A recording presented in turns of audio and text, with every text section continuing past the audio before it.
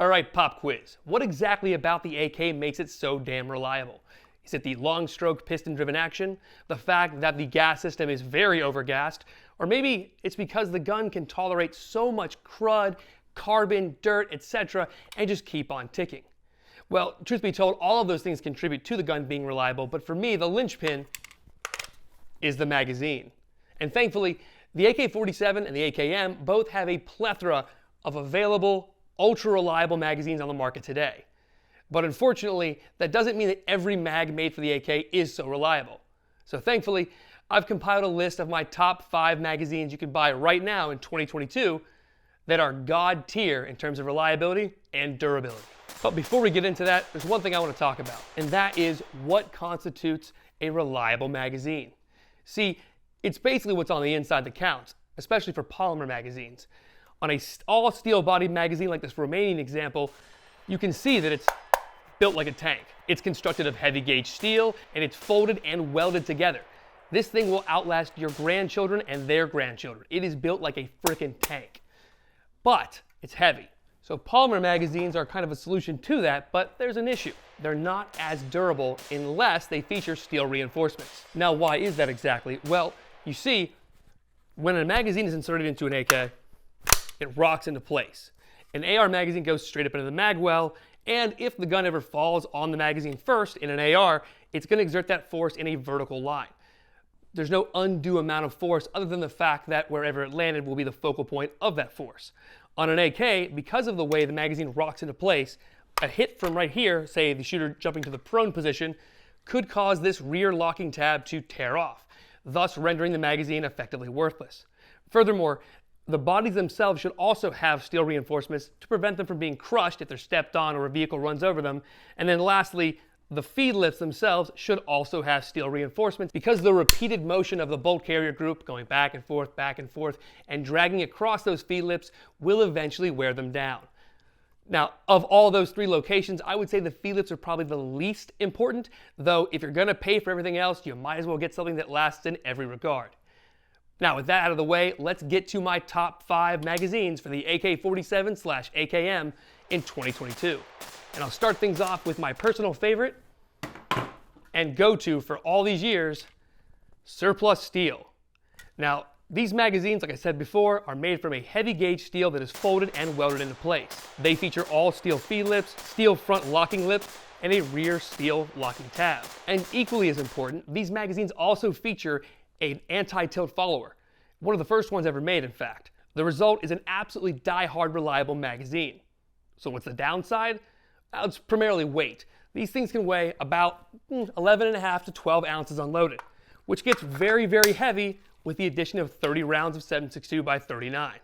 Now, thankfully, these magazines are still very, very affordable and very, very prevalent. They're everywhere. But you shouldn't just pick up the first steel magazine you see. Now, there's a lot of countries out there that make very solid examples, so instead of listing all of them, I'll tell you the ones you should avoid. Primarily Croatia, South Korea, and Albania. And as far as Albania goes, I've never actually seen one in person, but my buddies that are more in the know and have a wide collection of expensive magazines tell me those mags are pretty much junk. Your mileage may vary. Anyway, let's get to my second favorite magazine. And with this, we'll go into the 21st century. This is the Bulgarian Circle 10, aka Waffle pattern magazine. Now, these are primarily imported by Arsenal of Las Vegas / KVAR. They are Bulgarian military polymer framed magazines.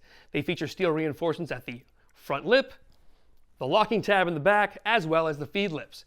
The base plates are made of either steel or aluminum, depending on the magazine. They feature the same anti-tilt follower, and they're available in capacities of 30 and 40 rounds. Though occasionally shooters will cut them in half and make 20 rounders, but I mean, that's not an official mag. Regardless, the things run awesome, and they're extremely durable. So what's the downside? Well, despite the fact that they're half the weight of an 11-ounce steel magazine, they're like double the price. I mean, you would be lucky to find one of these things for around 50 bucks.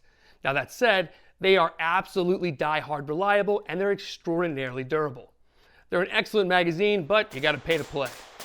That brings me to number 3, the USPALM AK-30. Arguably the least aesthetically pleasing magazine on the list, these things are great. Now, you want to make sure you get the Gen 2s, as the Gen 1s do not feature any steel reinforcements, but these all-American made AK magazines feature a steel reinforcement on the front lip, as well as the rear tab. Though unfortunately, they do lack steel reinforcements along the feed lips.